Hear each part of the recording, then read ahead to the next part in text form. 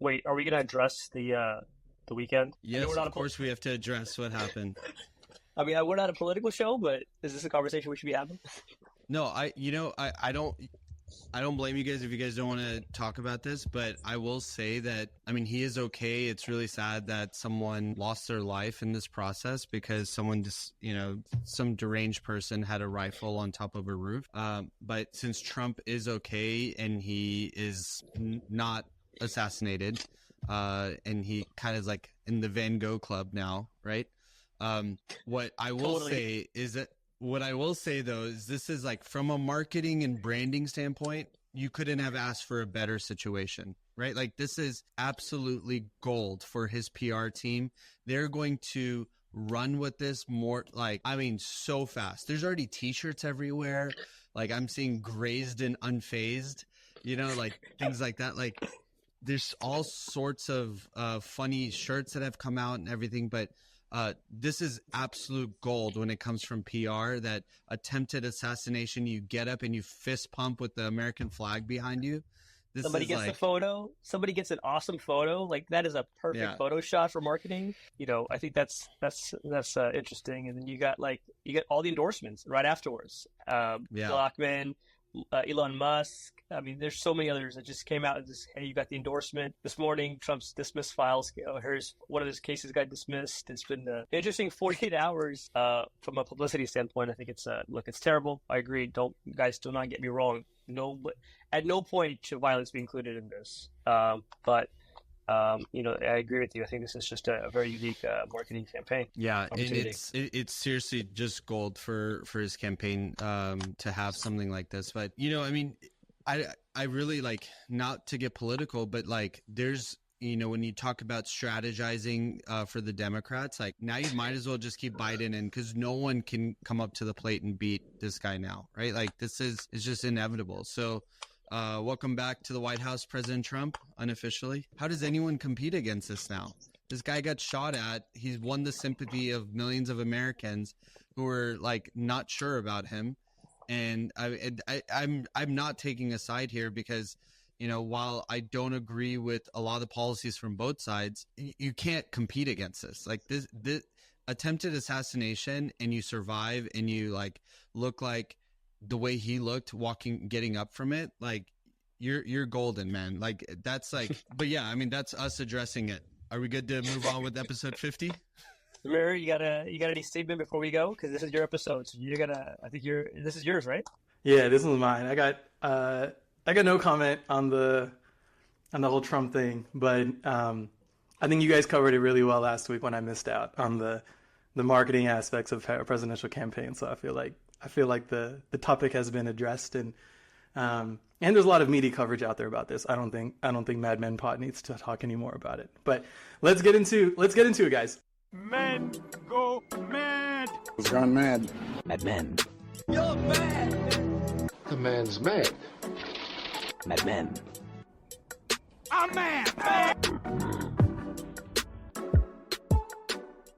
Welcome to the Mad Men Pod, gentlemen. Episode number 50. Can you guys believe it? Real quick, favorite memory in the first 50 episodes? Go. Oh man, I wish you gave us a little bit of a heads up. So we'll have to tell the editor to cut out all this blank space.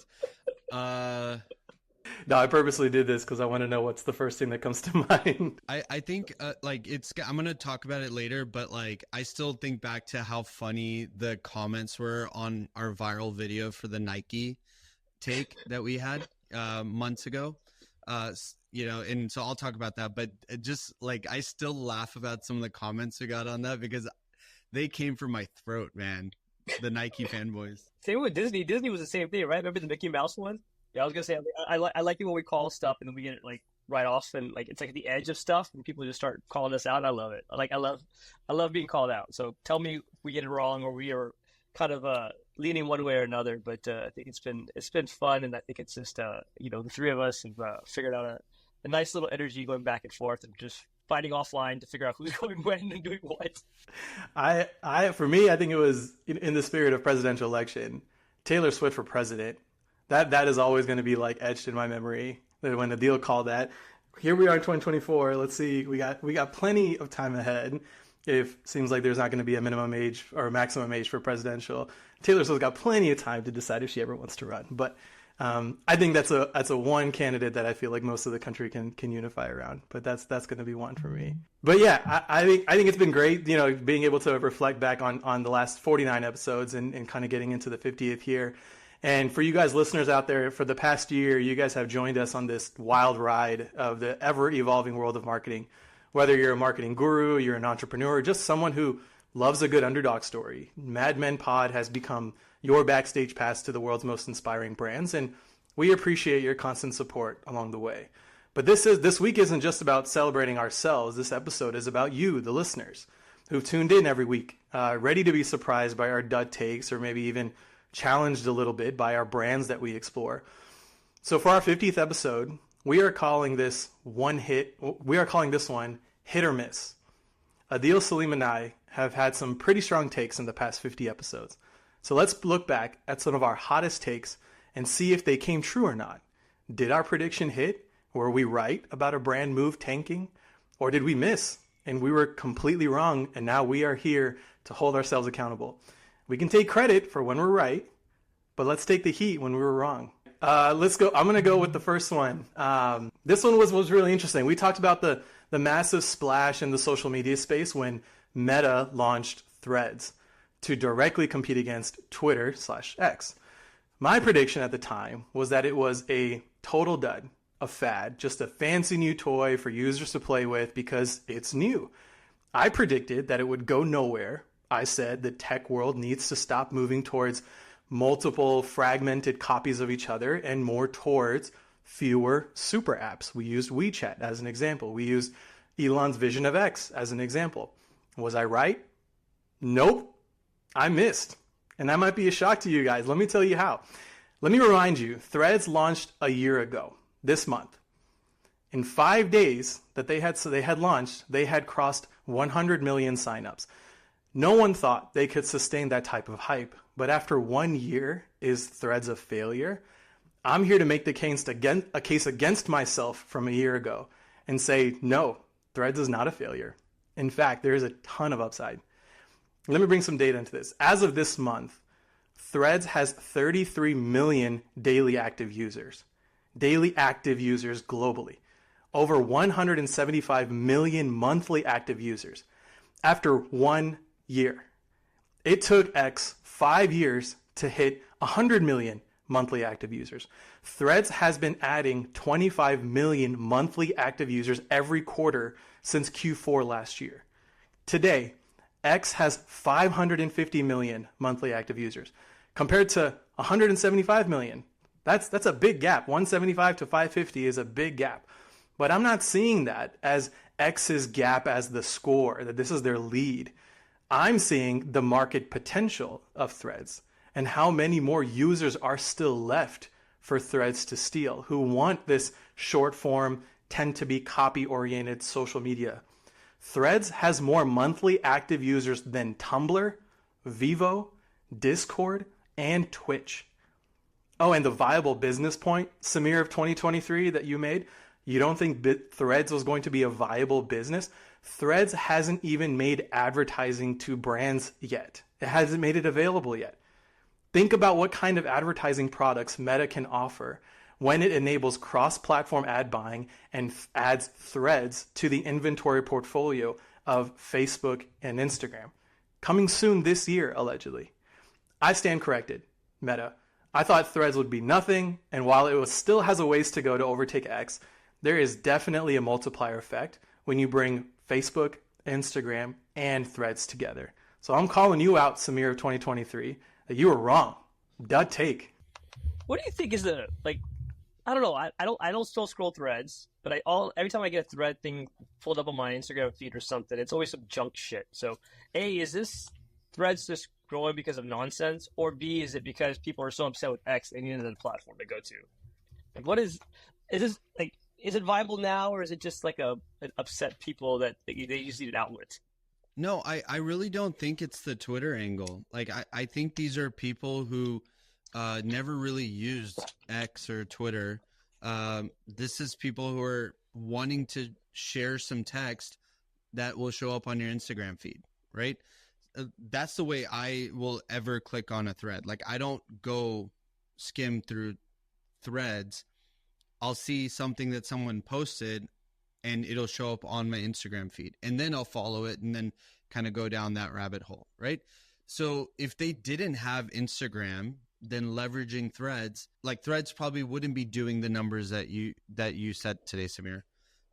But because Instagram is there, they've used the power of the feed as the reason for bringing traffic there. The 33 million daily users is huge, right? And to think this was a like vengeance project against Elon, right? Like, I mean, this is just like, it's nuts to think that, I mean, they're beating Tumblr and everyone. I totally agree with you. I was like, while I did say, oh, this is great, and I was kind of, at least that's how I remember it. There's a really cool coach, like an Instagram and like content coach. His name is the Stephen Meller. And he did this big like carousel on Instagram on why you should have a threads strategy. And it's simply reach. Like, the reach on threads is pretty phenomenal. I think on Twitter, like, a lot of people will post and everything like that. Now it's gotten so monetized where unless you got in early, like in the small business Twitter phase, or if you got in early for some other virality, like, it's hard to scale on Twitter today, right? And those thread boys don't exist anymore, right? But on threads, because you get reach from both threads and Instagram, Stephen Meller has come forward and said, like, this has actually upped his Instagram following because he started a thread strategy. So he posts every day now. So it's really interesting angle. But I mean, great way to leverage the power of the Instagram feed, in my opinion. I agree. And I think some of the more shocking numbers that I saw about the growth of threads over the last year has been primarily global. It's non-US. Like, I think the largest country that has adopted to threads is India. And I think there is a little bit of ignorance that comes with the fact that, like, what we see in the US is going to be global dominance. Like, no, there's billions of other people out there who are the ones that are driving a lot of this growth, and Meta has that global presence. And I don't know if Twitter and X does, right? And I think that's where they're trying to play into some of their strengths, is how do they expand globally to become one of the larger social media platforms out there.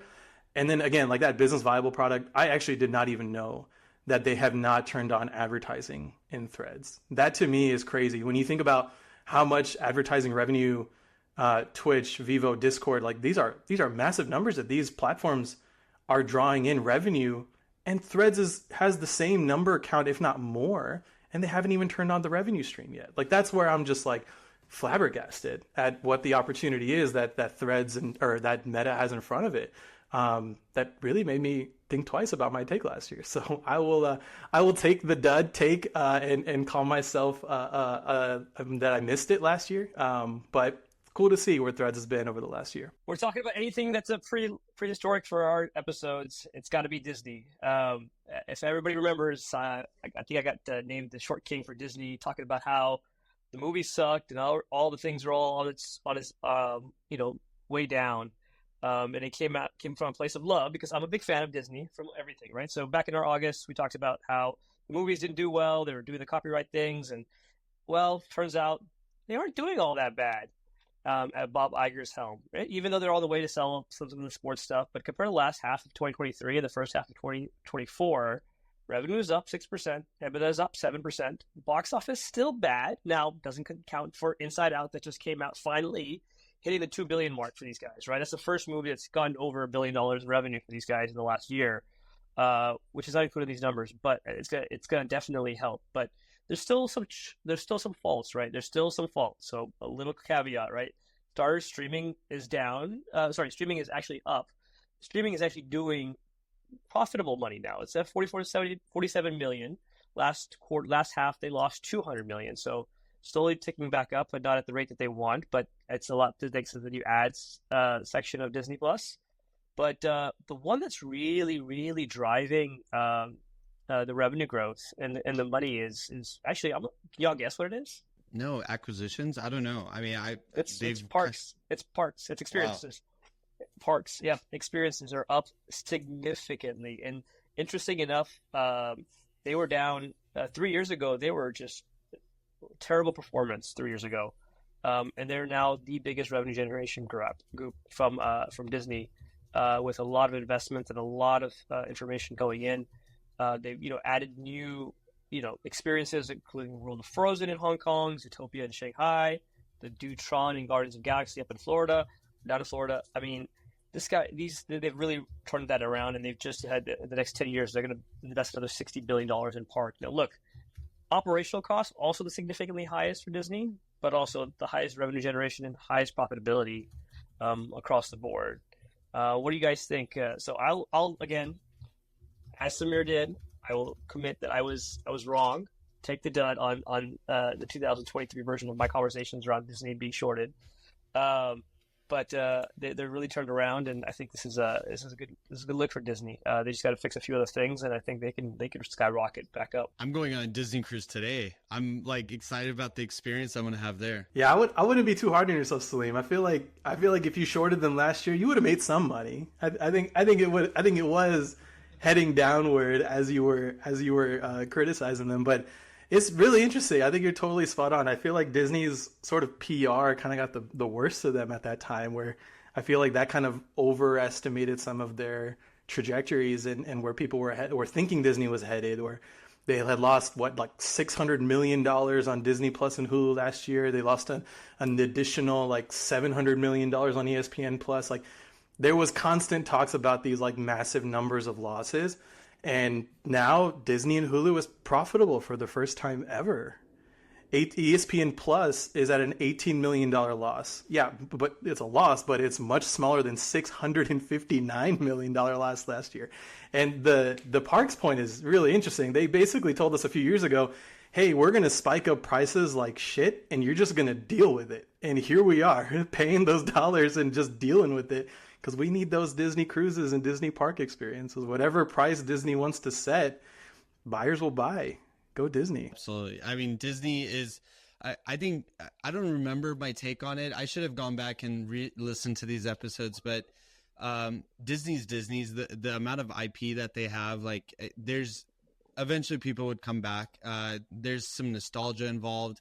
I think like Inside Out 2 is a great example of how Disney can still be this really good powerhouse of of content creation and like just IP. I think it's their top performing movie release ever, right? Of all time. I was gonna say, in that same thought about the movies and like tapping into IP, that there was a lot of positive energy around the new Captain America movie that's coming out. They got Moana 2 on lineup, Deadpool and Wolverine movie coming out later this year, and then Lion King prequel.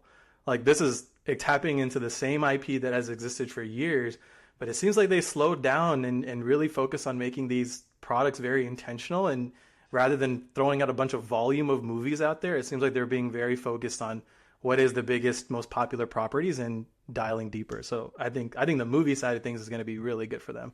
And here's my question, right? And I guess the question I had was like, when's the last time you see a Disney Parks campaign, right? Like, you see the movie campaigns, you see the streaming campaigns, and then you look at the sports and ESPN and ABC stuff, but I can't remember. Like, I've seen it once in a while, but it's rare that I see a Disney resorts, Disney Parks, Disney cruise, like huge campaign out there. It's interesting to see that that's the number that's growing. It's growing through just third-party references, or like I saw a post the other day about the balloon experience at Animal Kingdom or something. I don't know if you saw that, but it's stuff like that that's just gone like, hey, how are they generating this, awareness? There may be some like guerrilla marketing happening with like the Parks campaign, because that was they were taking a hit on that side. Park attendance was all-time low last year. And a lot of people attested that to like the political backlash and everything. But I don't know if you guys have seen on TikTok and stuff, there's a lot of families going to Disney Tokyo now. And, they're going back to Disney Orlando and Disneyland. And there's all this great PR about how much Disney's going to invest back into their parks and things like that. So there may be some kind of guerrilla marketing happening to get the park reputation back? I got a few, but since I talked about it earlier at the start, I'm gonna go ahead and explain some more. So the Nike fanboys came for my throat a year ago. I simply had called out that Nikes have lost their luster, and that brands like Hoka and On Running were taking chunks out of the running market. Now, this viral video got comments like, "This boy can't even run. This guy has no idea what he's talking about." Well, Nike fanboys, I got some data for you guys. Nike stock has fallen to a 4-year low this month. And you would think that, like, we know run clubs are on their way up, and that's like a huge trend right now. Nike's not leading that. If you look at all of the hype around run clubs, it is definitely people are wearing Hokas and On Running and other shoes. Adidas is making a comeback through this. Nike's fourth quarter earnings last year reported there was a decrease of 1.7 per quarter, and which equates to about $12.6 billion. Its annual results revealed that the company's slowest sales, it was the slowest sales gain in 14 years. Kind of want to pat myself on the back that I called it. This was a very subjective call. I didn't have as much data, but I was just kind of being like, I don't really see that many people wearing Nikes anymore. And it was just, I didn't like Nikes anymore. And that kind of was the reason why I felt that. But I don't know, man, like Nike's kind of lost its luster. Apparently this past week, they brought back a seasoned executive they brought him back out of retirement. I mean, this is like the MJ of business executives. They brought him back out of retirement to figure out what to do. So Nike's struggling right now. I will tell you that they're shitting their pants. I will give you a round of applause, Adil, for calling that one, all with your single focus group of one observation at the gym one day that turned into, what did you say, a $12 billion loss for the company. Well done. I think it's a very fair argument about Nike. I mean, I think you made this point last episode. Nike's entire marketing strategy is all around endorsements. And to your point, nobody cares about celebrities anymore. So those endorsements, this marketing strategy is not panning out. You need to be more relatable. You need to find a different way to appeal to your audiences. And it can't just be the top tier athletes anymore, especially not in just the athletic form. Like we learned that athletes are now more than just athletes, that they're bigger influencers. So kudos. Good job. So yes, I agree. You're right on. But the idea of endorsements, I don't know. I don't know if y'all seen the new OnCloud campaign with Zendaya and Raphael. That was a cool campaign. They're playing like air tennis or something. They walk into each other. It's a really cool advertisement. You got to go check that out. It's a great campaign. But they've got some great endorsements. Zendaya, Raphael. But then also you've got like these collabs now, like Federer. You got these collabs with like Loewe. Like who the hell wants to spend $500 on Loewe OnCloud shoes? But somebody's doing it. I mean, they've gotten this new market, which they're getting very unique, and part of it is old Nike's playbook, right? These collabs, these big brands. That's something that they used to do with Louis Vuitton and Supreme, and those are all gone. Off-White, but like it's very interesting to see Nike kind of lose their momentum, and they're just not there. Adidas had a great campaign through Euro. I don't know if you saw the upside down logo foot graphic. Yeah, I don't know if you know the story behind that, but that's a cool campaign. It's just awesome the way that they just took a moment and killed it. But yeah, Nike needs some help. All right, I will take us to the next one, guys. Last year, Bud Light had a year to forget. All caused by that one-off sponsored Instagram post with transgender influencer Dylan Mulvaney. Last April, it garnered attention from the right, caught anger from the left, and derailed the brand's year, and it cost it possibly permanent damage. One of our hotter takes on this show about this controversy was the poor corporate response from Anheuser-Busch. All brands go through image crisis and PR challenges. We had Shama Haider on the show to be able to talk about what is the best way to be able to handle PR challenges and crises. But the most notably damaging ones had poor responses to it. Their first notable comeback to the public world was their NFL campaign, which I said was a step in the right direction. I never thought Bud Light could fully recover from their losses, but my stance was that doubling down on their NFL partnership was the right move to get America to move on again. Well, did Bud Light ever recover? Not quite. U.S. sales for Bud Light are still down year over year, although their share loss has shrunk, meaning they are earning back some of those churned shoppers who were choosing their competitors before. But the main reason for the slow progress is their sales to wholesalers. Retailers don't want as much Bud Light on their shelves as they used to. You see, there are a lot of reasons that can cause brands to decline in sales year over year. Seasonability, competition, consumer fatigue, lack of anything interesting, or even some legal challenges. But when a brand is dealing with an image issue, partner brands don't want to be involved. Retailers have evidence that shoppers would just switch from Bud Light to any other premium light beer. So the retailer never had any losses. So why would the retailer take another chance with Bud Light? In my world, we always want the brand to drive incrementality for the retailer. We want to focus marketing efforts on growing the category, not just stealing share from competitors, because the retailers don't gain anything. And without retailer investment and partnership, brands don't grow. So this is how you get retailers to support your brand. You are bringing them incremental value. Your brand can bring incremental sales that other brands in the category cannot. And here's a shocker for those of you who tuned in a few weeks ago. There is no such thing as brand loyalty. Shoppers will just switch brands, and retailers will just keep winning. And the beer category is a prime example of brand loyalty meaning nothing.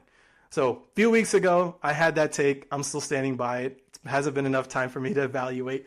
But the Bud Light thing, I really thought they were going to have a bigger bounce back. I thought NFL property is just too big, and they are so deeply invested in the NFL and football.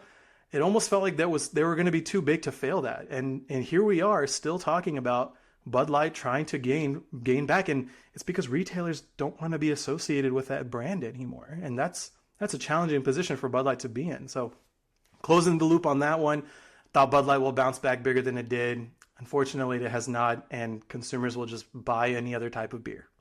I still agree with you. There's no such thing as brand loyalty. Ever since you did have that take, that was I feel like I've thought about it a lot since you've said that, and this is a perfect application to the whole Bud Light story as well that we've been talking about since it first happened. Leading it right into the next topic, right? So, like, one of the things that we talked about a couple episodes through was the non-alcoholic beverage counter, right, or the zero proof market, right? We've talked about zero proof liquors. We've talked about zero, not beer, hard seltzer water that was just seltzer water dressed as beer, and that was supposed to be a $156 million industry. We all agreed that it would do something, right? I think we are all on the same page for the most part to say, hey, look, that's going to grow. The market said it's going to grow at a 10% CAGR. Well, how are we doing in that industry, right? I think that's part of this beer loss or beer Anheuser-Busch or Bud Light downfall as well. Is like, hey, look, a lot of people are switching to these not beers, and not just or 0% proof. They're not just switching. It's not a switch, right? I think what the research shows is that 24% of the U.S. adults are talking more about these zero proof drinks and talking about, hey, instead of drinking 2 beers, 3 beers, maybe they start with a not beer or a zero proof, or they end with a zero proof because they've already had too much to drink and they're trying to mellow it off, right? The health consciousness, and then you're seeing the collabs with a lot of these fitness influencers now doing these cocktails and mocktails, or I guess they're mocktails with zero proof. And that industry is growing as expected, right? That industry is growing. Heineken 0.0 is leading that endeavor, which is they're probably the number one international market and the segment leader in this. But it's a growing industry. It's people are seeing 2% drop. U.S. Health says that we saw a 2% drop in individuals drinking alcoholic beverages year over year.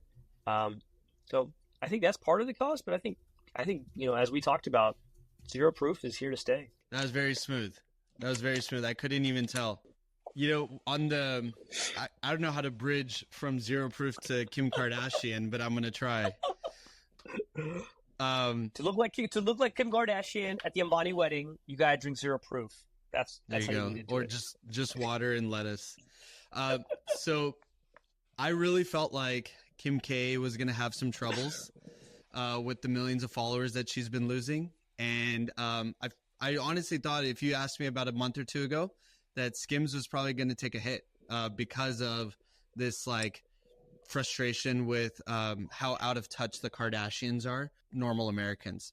And last year, I had this take on Skims that they were going to oversaturate, that going into men's clothing was not a good idea, that it can never really be a masculine brand. And I was basing this off of, if you go to skims.com, there was just too many categories. Like they had a shapewear angle, they still do, but a shapewear angle, a swim angle, an underwear angle, an apparel angle, a loungewear angle. Recently, they've done a Team USA drop, right? And so we've talked about this a lot. Is like, you can't do too much. Like if you try to do too many things, you become good at nothing, right? And while that may be the case, because, you know, if you look at some of the Reddit forums and discussions that are happening, is like a lot of the early adopters of Skims have kind of grown frustrated that, hey, it's not what it was and things like that. Skims is in front of our eyes becoming a lifestyle brand faster than any other brand we've seen. And so take Lululemon, for example. They did yoga for 10 plus years before they ever explored non-yoga categories. And Skims is basically saying, F that, we're going to try to get there in 2 years or 5 years, right? And that's what they're doing. They're killing it. I mean, if you look at the store launches they've done, they have permanent stores across the country now. And every store that opens, if the images that come out is just lines wrapped around the building, even in this heat, right? Like there was one store that just opened in DC this past week. And I mean, the lines that they showed were in 95-degree weather, people were lining up. And I actually want to say that I got it wrong. Skims, I think you're here to stay, and you're becoming a lifestyle brand faster than any other brand I've seen. So kudos to Kim and her team. You guys are definitely showing a speed that no one has ever seen before. What astonishes me is the way that Skims has just separated itself from Kim Kardashian. Like, it's interesting. Like you say, you know, you opened with that, right? Like Kim Kardashian was the kind of the face of this thing, and then eventually she kind of just disappeared. Like she doesn't show up in campaigns. She's not, you know, maybe here and there she shows up, but it's really focused around the product and the product and the categories and the people and the, you know, it's something very unique, and they got good funding, and they're really just capitalizing on it. They are profitable. They're generating 700 plus million in revenue. Their valuation is like at $3 billion now. I mean, they just came out the gate, made the right partnerships, and you know, I think we talked about the men's line. I think that was probably a big move for them. Can't remember where I stood, but today I'm standing with, hey, I think it's a great endorsement, because I think you are premium product for people that want their men to dress differently, right? I think this is definitely a women's product that women are buying for men, and I think that's a great product service that nobody else does. So kudos to Kim's, and kudos to Kim and Skims brand. Yeah, actually, Salim, you saying that's a really interesting angle. So if you go to the Wayback Machine, have you guys done this? It's a really cool feature online, but you can basically go see what skims.com looked like, a few years ago or whenever. You can just pick the date and you can see what the website looked like. Skims today, if you go to the best sellers, you would be seeing Kim as the primary photo on all the listings, especially in the best sellers section. Now, if you go to best sellers or any part of the website, you don't see Kim at all. And this could be because of the recent frustration with her and the Kardashians. They're just kind of like, hey, we're going to do a Superman, right? Like move away from her. Well, that's there's something off there. And I'm from a PR angle, they're reacting to it in the right way, and they're not making any sort of announcements about it. They're just kind of gracefully just distancing from whatever's happening on her PR side. But yeah, absolutely. The Independent just reported that there's a waiting list of 11 million people for their popular products. Adil, to your point about removing Kim Kardashian as the face of the brand, it seems like they had a a pretty solid case study within the family about where they learned that from. Kylie Cosmetics. You guys remember that? Kylie Cosmetics about to go bankrupt. And I don't want to say it's because Kylie's name is on the brand, but it definitely has something to do with how you develop a brand that is not all about from one person. And I think Skims is branding themselves to become about more than just Kim Kardashian. I think we saw this kind of a similar thing happening with Prime Energy Drink, or Prime Beverages, I guess, because they have more than just energy. That was all about, was it Logan Paul or his brother? Can't remember which one it was. Yeah, that definitely started tanking after they just lacked any diversification. Now retailers were putting it on sale everywhere, and now that's all you see, and you see pallets and pallets of it because they overproduced and they weren't making it any more interesting. So then people stopped buying it. It stopped the hype, and now it's a sale price, and now it's an economy beverage. It's a low price point, and it's because like they just didn't make anything interesting about the brand beyond the Paul brothers. So I feel like there is definitely some stuff happening. We talked about celebrity-backed brands in the past too. That's probably its own learning about what we can go back and see, what celebrity-backed brands and even the alcohol category too. But no, I think moving away from Kim as the face of the brand was definitely the right move, and it's in a very, really interesting category that they just created from essentially from scratch. So really great trajectory for them. All right, I'll wrap it up for my last one. Liquid IV. So we talked about a couple episodes back, just some rebrands, some really cool rebrands that happened, and Liquid IV was one of them. Talked about how they changed the design, how they changed the look and feel, just to be easy to attain, easy to grab, easy to grasp the product, and we thought that was awesome. Well, we were right. That was definitely a stud move by Liquid IV, and they are now up 22% quarter over quarter, and they've solidified themselves as a #1 powdered hydration brand across the globe. And this is just, and on top of that, just amazing direct sales numbers. So forget about going into the stores and buying them, but directly from liquidiv.com, their numbers went $4.1 million last month, or in May, sorry, showcasing strong brand and market performance on their own. I mean, they are on track for their billion euro revenue growth. And I think that the rebrand is key to that. Having the right product, have the right visual, having the right campaigns really helped them take that off. And they're going to be stars in this. So definitely good review, good rebrand, stud move by Liquid IV, and I think we see it everywhere now. Yeah, I see Liquid IV. Like, I felt like early on it was at just some of the premium stores. You'd see it at, Costco, and you'd have to buy it in bulk, but then you'd also see it at Whole Foods and stuff. I went to QT this weekend, and they had it at the register. You could buy single packets. I feel like Liquid IV's brand has become so popular and so powerful, it's starting to become Xeroxed. Remember that whole case study that we talked about when you are a brand that ends up becoming the name of the category? Band-Aid was another one, right? I think there was a couple of others. That's all I'm hearing now. I feel like when people are asking about Liquid IV, that they're just looking for that powdered hydration solution, and Liquid IV has complete control over that category. And to your point, Salim, now globally. So really powerful. That is so true, because I think nobody cares what the product is at the end of the day. They're calling it Liquid IV. Because that's what the thing. I didn't even know what to call it before Liquid IV. I don't even know what when you said powdered hydration, that's the closest term that makes sense to me. But I would never go into my Amazon search or Walmart search and look for powdered hydration. I would look for Liquid IV. That's a really good point. Well, when it comes to oversaturation, you mind if I talk about this, because I feel like there's a good segue here, because there's oversaturation from this side where you see Liquid IV everywhere. Last year we went viral when I said that I was worried about Taylor Swift. All the Swifties came for me and said that, like, you don't need to worry about her. She's here to stay and all that stuff. And I was not worried about her from a health or wellness standpoint, but more so from a brand perspective. I still believe, and it's not the matter of if, but when we are going to see the downfall of Taylor Swift. I want to go on record and say that I am a Swiftie. It's something that me and my daughter connect over. We love her music, and she's great at what she does. She, talks about real life situations through song, and that's awesome.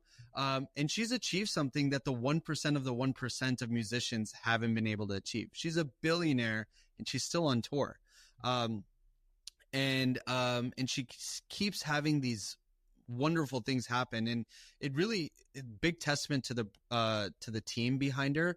They meticulously craft her life and make sure that they clean up any potential dirt that could be on her or anything like that. Let's just say it. She's a Titan. She's a Goliath. I mean, Taylor Swift is an icon, to say the least, right? And while many believe her iconicism is here to stay, I still believe otherwise. And the telltale sign that I say is the oversaturation angle. So there's no such thing as infinite growth. And when it comes to a person, there's definitely no way you can grow infinitely. Eventually, people will get tired of you. So while I haven't been proven right yet, and by that argument, I've been proven wrong, I believe that she will likely encounter a big career moment in the next 6 to 12 months, I would say, if I was to guess right. That'll really shatter that illusion that we've kind of created around Taylor Swift. And this really stems from some of the things that I said recently, that like people don't care about famous people anymore. And we especially kind of set them up. We put them on a pedestal to then break them down. So I think we're going to see that in Taylor Swift. The brand of Taylor Swift is going to take a hit. But I still love Taylor Swift, and I do worry for her. So if there's any way for her to scale it back or go into hiding after her Eras tour in Europe is done, it's probably a good move.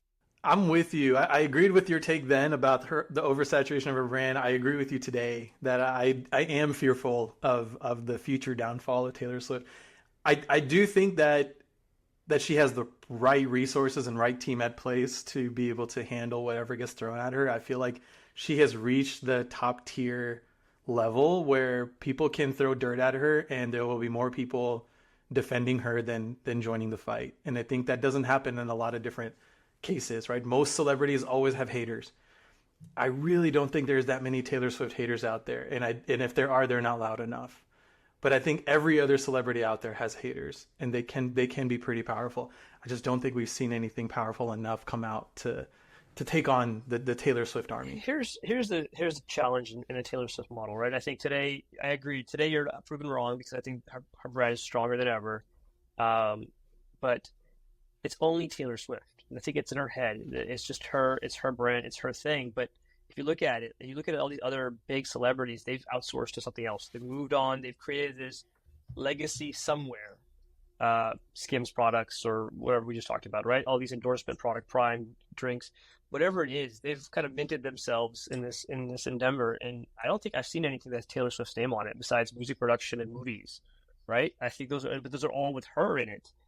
These are all just abiding by her name and her legacy and her individuality, right? I think the problem is going to be is when she starts to notice that, hey, she can't produce songs that are hits anymore, or the nostalgia of her old song being remade comes out again for the new crowd. I think it's going to hit hard, and she needs to start to try to see how she can mint herself in a different manner outside of just music.